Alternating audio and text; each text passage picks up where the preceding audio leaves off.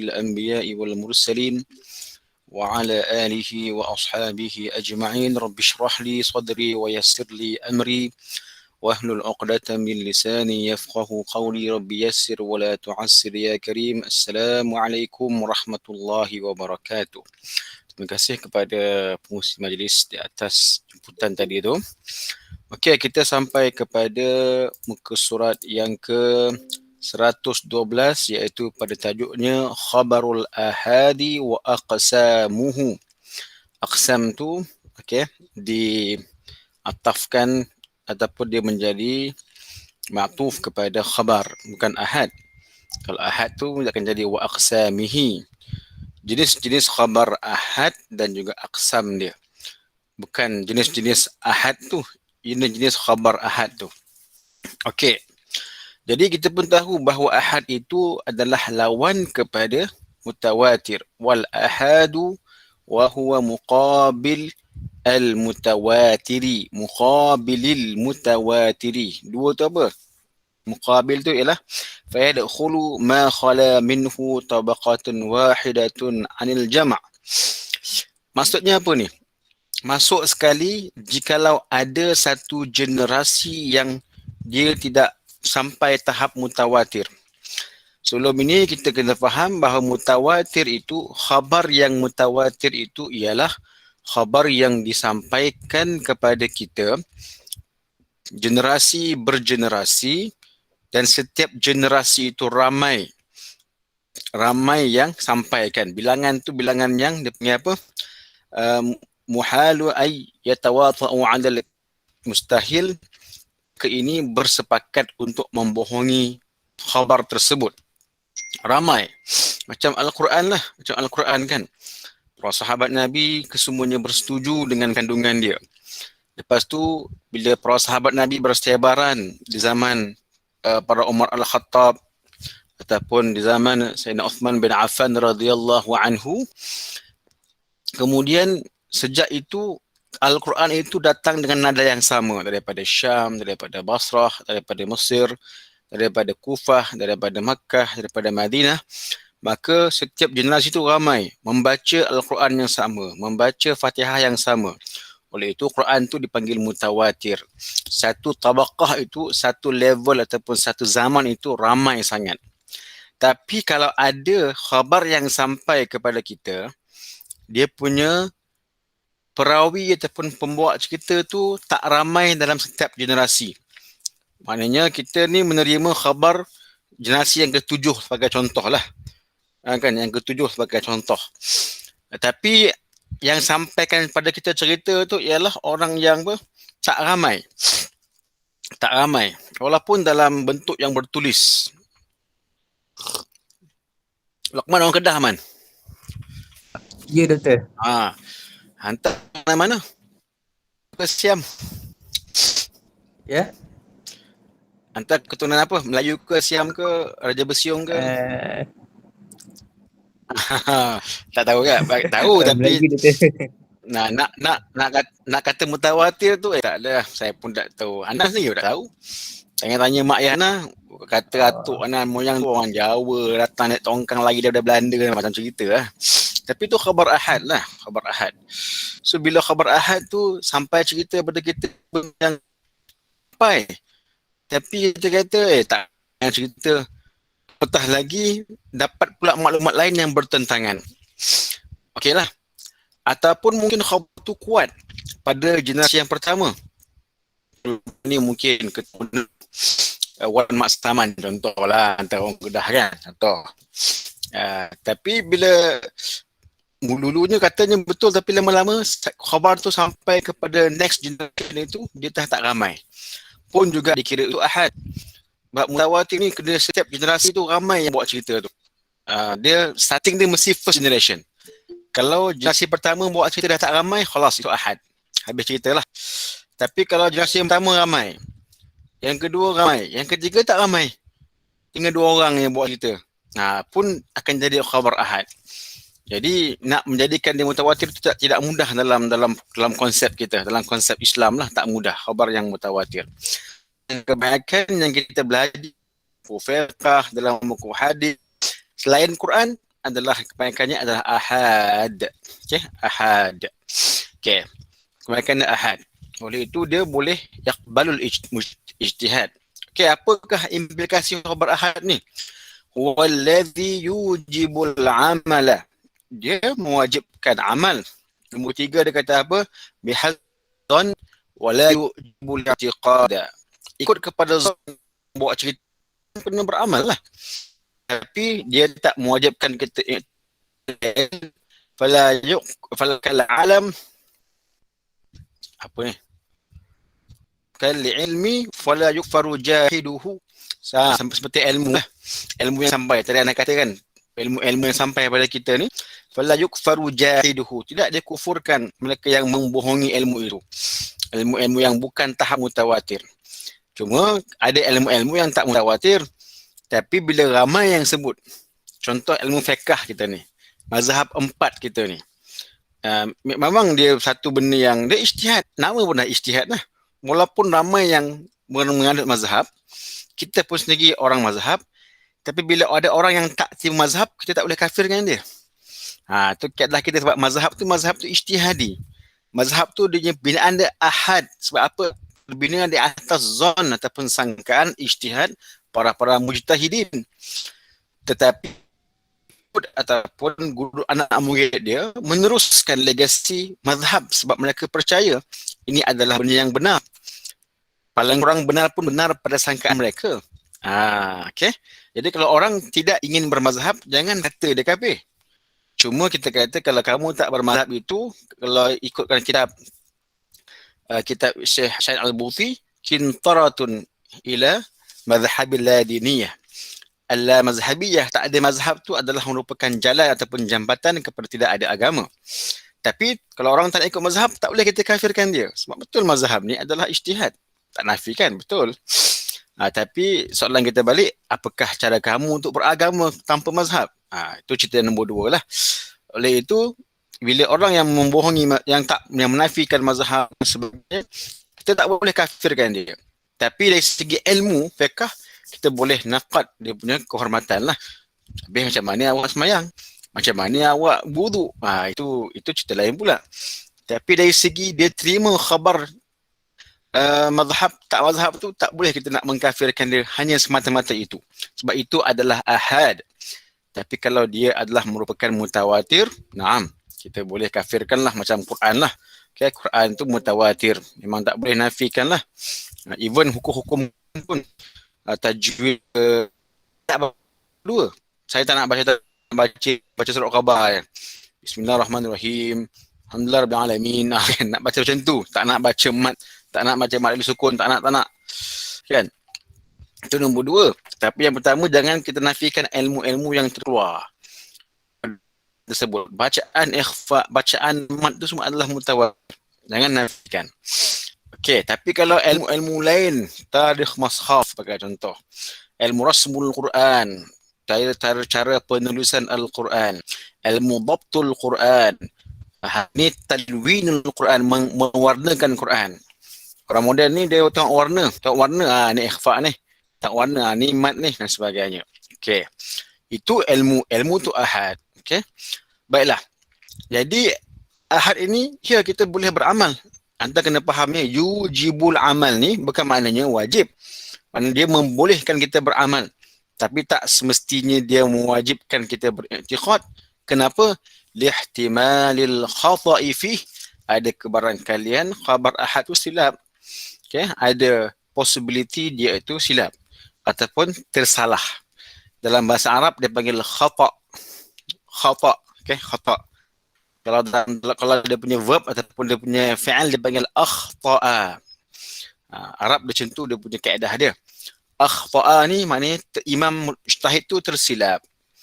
Okey, tapi kalau khata'a itu memang silap, kan? Inna Fir'auna wa Haman wa Qarun kanu humul khati'in. Kan orang-orang yang Fir'aun, Haman, Qarun tu semua adalah orang yang salah. Tapi kalau akhta'a, mereka ni tersalah. Itu golongan mujtahid lah. Wa yanqasimu ila qismain, dan khabar ahad ini terbahagi kepada 2. Mursalun wa musnadun. Okey, mursalun wa musnadun. Mursal daripada kalimah arsala, mengutuskan. Kalau mursil, pengutus. Yang mengutuskan. Kalau mursal, yang diutuskan. Tapi apa kaitan pembahagian khabar ahad dengan itu? Nanti kita lihat kemudian. Musnadun, yang disandarkan. Asnada, bersandar. Ana lah ni, ana sandar dekat kursi ni, ana musnid.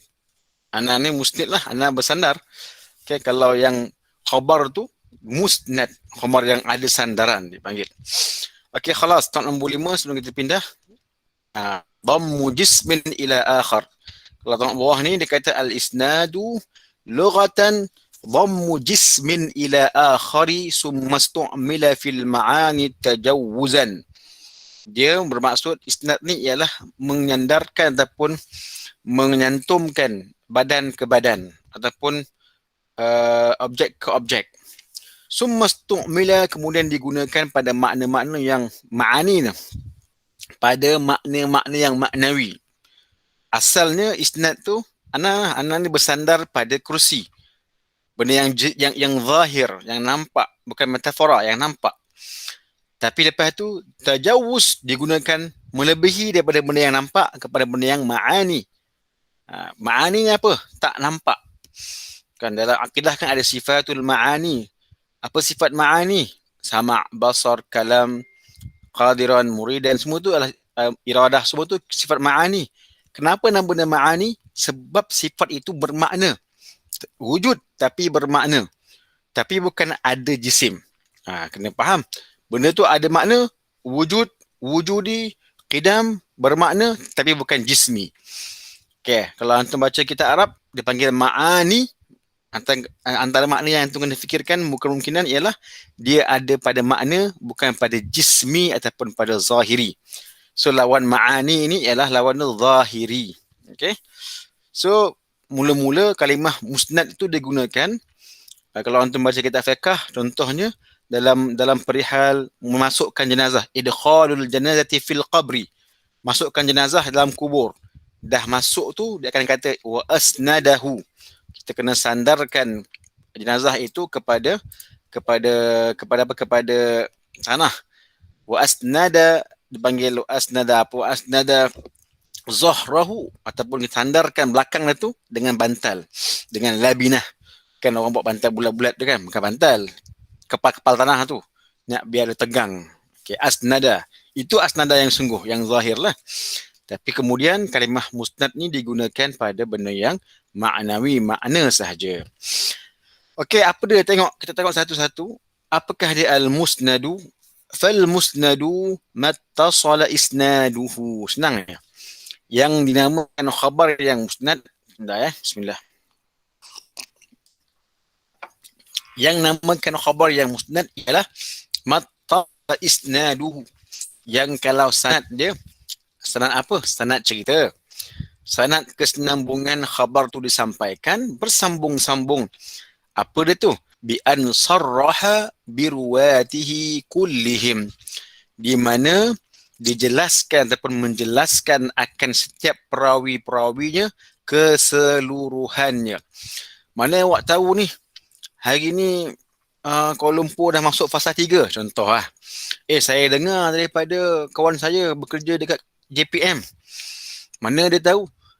Dia kawan baik dengan Perdana Menteri kita, contoh. So daripada kawan kita kepada kawan dia yang rakan baik kepada kita punya Prime Minister. Tu agaknya bersambung cerita tu. Cuma tak ramai perawi. So khabar tu ahad lah.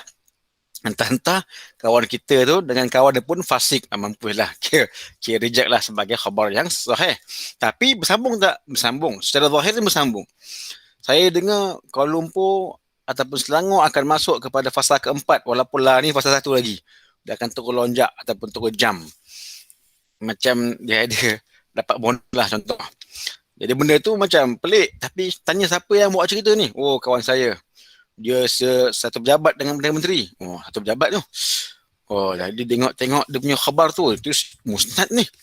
Okay, sebab bersambung cerita tu. So kalau cerita tu bersambung dipanggil musnad.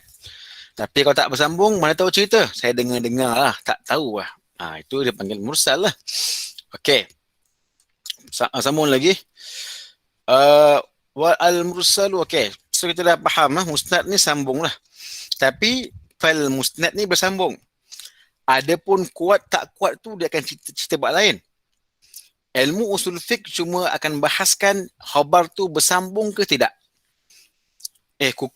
Sahih ke dhaif itu bukan cerita usul fiqh, itu cerita ilmu hadis. Okey? Walaupun tak nafikan dalam ilmu fiqh juga akan mengambil kira benda itu, tapi itu bukan usul fiqh punya pengkiraan. Kita tak kira pada perawi. Ilmu usul fiqh bukan nak tengok perawi. Kita kata itu ilmu usul fiqh ni usul dia adalah bahasa Arab, ilmu kalam, ilmu syariah. Dia tak ada kena dengan ilmu ar-rijal, tak ada. Jadi kalau nak kata ilmu rijal itu ilmu mustalah al-hadis. Ilmu mustalah ataupun itu kena rujuk kepada Allahumma salli Muhammad, rujuk kepada ilmu-ilmu yang berkaitan dengan mataan ataupun ilmu nukhud, ilmu kritikan kepada perawi. Okey. Jadi dalam ilmu usul fiqh tidak ada istilah khabar yang sahih ataupun hadis yang sahih. Hadis semua dilonggokkan dalam perbahasan ilmu hadis. Yang penting kalau dia bersambung nama dia musnad. Tak bersambung nama dia mursal. Pergi seterusnya. Al-mursalu wa hujjiyatuhu. Mursal, khabar yang mursal, apa yang mursal? Lawan kepada musnad. Khabar yang apa? Mursal dan juga penghujahan dia. Kalau musnad ni kita boleh faham lah, okey lah, kita boleh pakai lah. Tapi dia ahad. Kita kena faham lagi. Musnad ni boleh terima tapi ahad. Erti kata akan ada khilaf. Hadis itu ahad. Yes, walaupun dia sahih. Tapi dia ahad. So ada ulama yang terima. Ada ulama tak terima. Dengan beberapa hujah masing-masing. Okey, jadi tidak semestinya hadis itu sahih wajib diterima. Kenapa tak wajib terima? Dia sahih. Yelah, tapi dia ahad. Kenapa ahad tu? Lihtimal khata'i fih. Ada kemungkinan dia silap. Ada kemungkinan penampai khabar tu silap. Dan ternyata itu berlaku dalam ilmu hadis. Ada yang riwayatnya macam ni, ada yang macam ni, ada yang tanaqud dan sebagainya. Okay, walaupun perawinya hebat, walaupun tidak ada illah dan lain-lain. Jadi kena clear, antum bila membaca ilmu hadis, hadis ni hasan sahih, wajib beramal. Jangan macam tu. Hadis hasan sahih, jangan terus kita simpulkan wajib beramal. Tak. Hadis tu hasan sahih. Mafhum dia macam mana? Mafhum dulu. Dan mafhum dah apa, bawalah kesimpulannya. Wa bihadha na'taqidu anna hadhal hadith yadullu ala wujubi kita. Oleh itu kita faham bahawa hadis ini menunjukkan kepada kewajipan sekian dan sekian. Baru macam tu. Setelah didiskusikan hadis itu, ditunjukkan dia punya mafhum dia ataupun dia punya muqtadayat dia dan sebagainya. Bukan terus pancung. Saya baca dalam Sahih Bukhari ni, hadis ni, dalam Sahih Bukhari ada kisah tentang monyet-monyet itu merejam. Antum cari dalam Sahih Bukhari ada kisah dia. Imam Bukhari meriwayatkan di mana didapati di Madinah, para sahabat cerita sekumpulan kirdun ataupun sekumpulan Allahumma salli Muhammad, monyet ni merejam monyet yang lain. Kita duk semangat baca, monyet kena rejam ni, mesti nakal ni, mesti berzina monyet ni. Kita pun buat fatwa lah. Oleh itu monyet-monyet di Malaysia ni perlu merejam monyet lain yang berzina. Bila kala pula nak tahu monyet tu berzina? Kenapa pula? Saya jumpa hadis ni, hadis sahih ni dalam Sahih Bukhari ni. Tak boleh macam tu. Kan, mafhum dulu. Okay, faham dulu dan sebagainya. Bukan terus jumpa hadis, terus kita membuat hukuman. Tidak sedemikian lah. Okey, jadi benda tu kena, ilmu hadis ni perlu disulami dengan ilmu fiqh untuk memahami dia. Okey, itu ilmu hadis. Itu ilmu musnad. Mursal pula apa dia? Ma lam yattasil isnaduhu. Yang tidak bersambung akan sanad dia. Nombor satu dia kata apa? Lam yattasil isnaduhu bi an saqata minhu wahidun aw akthar, di mana gugur salah satu daripada perawi pada satu generasi. Okey. Saya mendengar cerita ni daripada moyang saya. Moyang, awak jumpa dia ke? Tak. Habis jumpa kat mana? Saya dengar. Adalah nyampai habis saya tahu moyang saya kata macam tu. Mana awak tahu moyang awak kata macam tu? Awak tak jumpa dia. Atuk saya beritahu. Daripada atuk awak lah. Tak juga, saya pun tak jumpa atuk saya. Lah pula lah.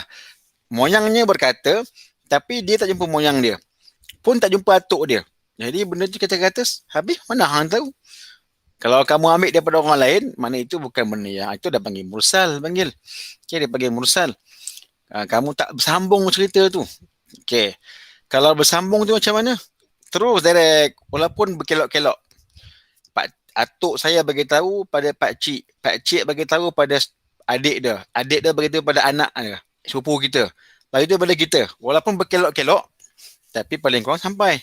Paling kurang setiap perawi mendengar daripada perawi sebelum dia, sampailah kepada dia punya marma ataupun dia punya matlamat dia. Itu okey lagi. Tapi kalau tak sampai langsung, tiba-tiba terus, kan? Fa in kana, okey. So macam para sahabat Nabi ataupun para tabi'in, contohnya Hasan Al-Basri berkata, qala Rasulullah sallallahu alaihi wasallam. Apa kita punya pendapat? Kan, Rasulullah, Nabi, Hasan Al-Basri, tabi'in, siapa yang bagi tahu dia? Takkan mimpi. Mimpi tu boleh lah, tapi tak boleh pakai. Walaupun ada, antum boleh baca sebuah kitab, kalau antum minat usul fiqh, baca kitab Hujjatul Ru'ya inda Usuliyin. Penghujahan mimpi. Ru'ya ni mimpi. Dia ada manam, ada ahlam, ada ru'ya. Ru'ya ni maknanya mimpi yang kuat lah. Penghujahan ru'ya atau mimpi di kalangan usuliyin, kalangan Al-Imam Syekh Dr. Ali Jum'ah, mufti Mesir yang lepas, kan dia buat karangan kitab yang agak bagus lah, tapi tak tebal lah, ringkas je. Okey, jadi Hasan Al-Basri dia kata, saya mendengar daripada Rasulullah bersabda. Kalau kita fikir secara mendalam, bila pula Hasan Al-Basri jumpa dengan Rasulullah? Dah Basri dah duduk kat Basrah, kan? Betul zamannya tabi'in. Bila pula Rasulullah meninggal pun dia hidup lagi. Jadi bila dah hidup tapi maknanya tak berjumpa Nabi. Bila pula lah dia ni jumpa ni. Jadi benda tu menjadikan khabar itu khabar yang dianggap mursal. Okey, faham ? Fa in kana min marasili ghairi sahabati radhiyallahu anhum falaysa bihujjatin. Kalau dia merupakan mursal selain sahabat, dia tidak dikira hujjah. Macam tadi lah. Siapa dia? Hasan Al-Basri itu bukan sahabat. Dia merupakan tabi'in. Dan dia pula mengatakan qala Rasulullah. Rasulullah bersabda. Kita yakin ada yang bagi tahu dia tu. Tapi siapa? Dia tak bagi tahu. Kita yakin Hasan Al-Basri mendengar daripada orang sebelum dia, sebelum yang mendengar dari Nabi SAW. Cuma dia gugurkan daripada sebutan. Kalau dia kata aku mendengar Ali berkata, Ali mendengar Allah berkata, khalas, itu dia panggil musnad. Tapi kalau dia kata aku mendengar Rasulullah bersabda, siapa yang gugur tu?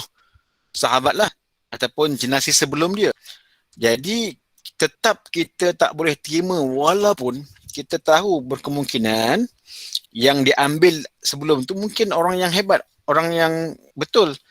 Tetapi lihtimali ayyakuna saqitu majruhan.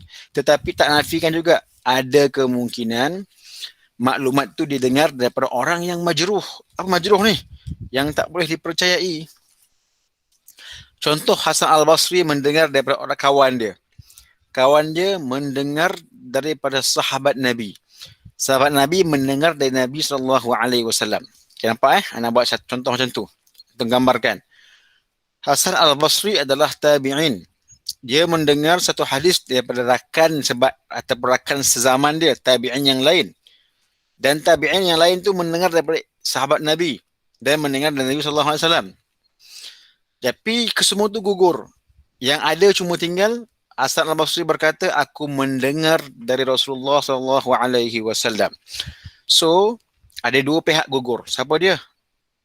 Tabi'in yang didengar daripadanya dan juga sahabat Nabi. Kalau sahabat tu mungkin orang yang adil. Kita terima sahabat Nabi semuanya adil. Kulluhum udulun. Tapi tabi'in tu siapa? Tabi'in tu mungkin orang yang majruh. Majruh ni apa? Orang yang mungkin banyak masalah, tak kuat ingat. Majruh ni bukan jahat Anda jangan nampak majnun ni jahat. Bukan, majnun ni yang dilukakan. Bukan maksud luka tu jahat. Tidak. Yang dilukakan kepercayaan dalam ilmu hadis. Dalam ilmu untuk mengesahkan khabar. Dia tak siqah, tak kuat ingatan. Kadang-kadang mukhtalid, kadang-kadang bercampur-campur ingatan dia. Jadi itu dipanggil majruh. Okey. Melainkan, tengok ini mazhab Syafi'i ya. Ini mazhab Syafi'i. Melainkan marasilu ataupun marasila Sa'id ibn al-Musayyibi, nombor 3. Okey. Musayyab. Ya. Itu yang ya ni ya yang paling masyhur lah. Ada nama dia, ada orang panggil Sa'id bin Musayyib. Ada yang panggil ni Sa'id bin Musayyab. Tapi yang masyhur Musayyab. Okey, ada satu perkataan yang disebut oleh Sa'id sendiri, nama dia Sa'id bin Musayyab. Ada yang meriwayatkan Sa'id ni dia kata apa? La'ana man sayyaba abi. Celakalah siapa yang mengatakan ayah aku sayyaba. Itu bahasa dia lah. Okay? Baiklah. Tapi kenapa? Okey, jadi Sa'id bin Musayyib ni, okey, Sa'id bin Musayyib. Di kalangan tabi'in ada dua Sa'id yang famous. Ada Sa'id bin Musayyib, inilah. Yang Sa'id Musayyib ni merupakan menantu Abu Hurairah radhiyallahu anhu. Antum tahu tu, dia punya kedudukan tu bukan calang-calang tu. Kahwin dengan anak Abi Hurairah. Weh, cemerlang ni Sa'id ni, bukan kaleng-kaleng ni. Okay, dia merupakan cucu atau dia merupakan menantu kepada Abu Hurairah. Nama Abu Hurairah ialah Abdurrahman bin Sakhar. Jadi Sa'id ni bukan dia somebody. Okay, somebody betul. Dalam buku hadis, buku tafsir, kalau antum tengok qala Sa'id, confirm Sa'id Musayyab, sorry. Tapi di sana ada Sa'id yang lain yang juga famous di kalangan tabi'in, dia panggil Sa'id bin Jubair. Sa'id bin Jubair ni merupakan lelaki terakhir yang dibunuh oleh Hajjaj bin Yusuf al-Thaqafi. Cerita dia cerita lain. Alim ulama tapi dia terlibat dalam pemberontakan. Cerita yang agak panjang lah, boleh cari sendiri. Sa'id bin Jubair. Okey, dua Sa'id ni famous. Cuma dalam ilmu kita banyak dengar Sa'id bin Musayyab. Kenapa marasil Sa'id Musayyab ini dikira kuat? Kenapa? Antum faham balik ya. Khabar mursal ini ialah khabar yang gugur dia punya perawi dia. Tabi'in terus kepada Nabi. Sahabat tu gugur. Itu dipanggil mursal. Dalam mazhab Syafi'i kita tolak. Kita kata semua mursal bukan hujah. Boleh pakai tapi bukan hujah yang kuat. Okey. Melainkan kalau dia merupakan mursal daripada Sa'id bin Musayyab. Erti kata, kalau Sa'id bin Musayyab dia kata qala Rasulullah sallallahu alaihi wasallam, walaupun dia tabi'in, kita anggap itu hadis yang kuat. Kita anggap itu hadis yang marfu'. Bukan hadis mursal tu. Hadis tu marfu'. Kenapa? Tengok dia penanganan tu. Tabi'in asqata sahabi wa'azaha Nabi sallallahu alaihi wasallam fa hujjah. Tu dia kata dah. Sa'id Musayyab ni dia akan membaca hadis ataupun menyampaikan hadis dengan menggugurkan nama sahabat. Dia direct walaupun dia seorang tabi'in, dia kata qala Rasulullah sallallahu alaihi wasallam, hadatsana Nabi sallallahu alaihi wasallam, akhbarana Nabi, hadatsana Nabi, qala Nabi, tanpa dia menyebut generasi sahabat. Kalau ikutkan tu mursal, gugur sahabat Nabi, dia bukan jumpa Nabi pun. Kenapa kamu kata marasil Sa'id ini adalah kuat? Fa innaha futishat, kerana telah pun dikaji dan diperiksa. Ai futisha anha, ai fatasha anha, telah pun dikaji ataupun diperiksa. Fa wujidat masanid ay rawaha lahu as-sahabi alladhi asqatahu 'an nabi sallallahu alaihi wasallam wa huwa fil ghalibi sahruhu abu zaujatihi abu zaujatihi Abu Hurairah radhiyallahu anhu. Kenapa marasil Sa'id Musayyab ni kita terima sebagai hadis yang sahih walaupun digugurkan nama sahabat kerana futishat dah dikaji fawudidat dan diketahui bahawasanya rupa-rupanya apa yang disebut oleh Sa'id Musayyab ini kebanyakannya diambil daripada bapa mentua dia iaitu Abu Hurairah. Dia tak sebut bapa mentua dia. Tak tahulah sebab apa. Sebab mungkin orang zaman dah tahu. Mungkin benda tu kita kena appreciate juga. Kenapa tak sebut bapa mentua, gaduh ke? Tak gaduh. Awak ni saya Syekh Said ni tak sebut nama bapa mentua ni. Kenapa? Kenapa nak gugurkan? Kerana mungkin orang tahu Sa'id ini adalah merupakan menantu Abu Hurairah. Sebarang perkataan hadis yang keluar daripada dia confirm dia ambil daripada pak mentua dia. Dan orang tak perlu tanya dah. Macam kita hari ni lah, kalau contoh anak menteri, contoh ya, bukan Malaysia ni, dekat tempat lain ya. Anak menteri dapat projek bilion-bilion. Apa kita punya tanggapan? Bapak dah kasih tu. Pak dia menteri. Kan? Tak payah duk kata lah. Dia pergi masuk tender lah. Tak payah duk kata lagu tu lah. Orang tahu dah. Bapak kamu menteri. Bapak kamu terus kasih direct nego kepada company anak dia. Bukan Malaysia ni, dekat tempat lain. Dekat Cameroon. Okay. Jadi, bila berlaku macam tu, contoh juga, Sa'id Musayyib, bila dia kata, qala Nabi. Orang dengar tahu dah. Siapa cakap tu? Sa'id. Pak mentua dia tu. Kan? Oleh itu, bila dah dikaji, ulama usul fiqh kaji, okey. Sa'id Musayyib ni agak special. Musayyib ni special. Sebab apa? Bila dia sebut qala Nabi, itu bermaksud qala Abi ataupun berkata Abu Hurairah yang diambil dari Nabi SAW. Disaqatkan. Kenapa? Ma'ruf. Orang dah tahu dah.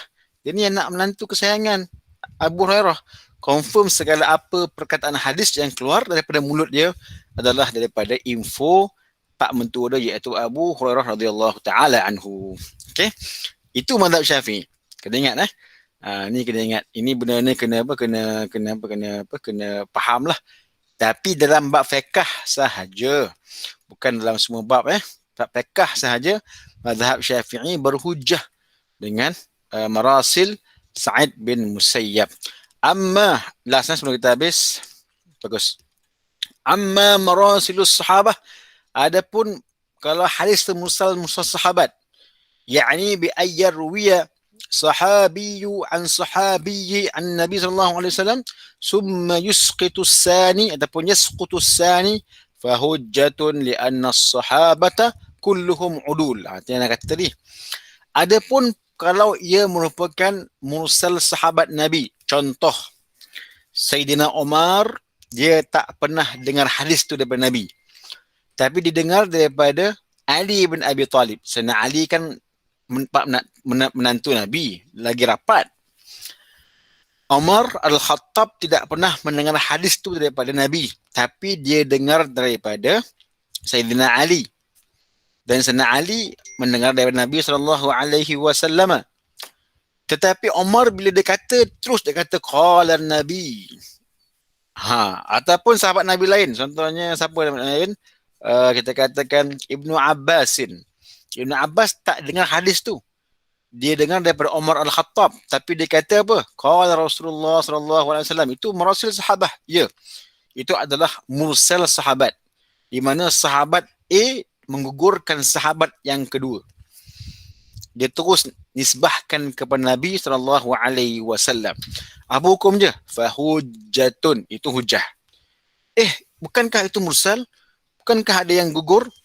Jawapan dia li'anna as-sahabata kulluhum udul, kerana para sahabat Nabi semuanya udul.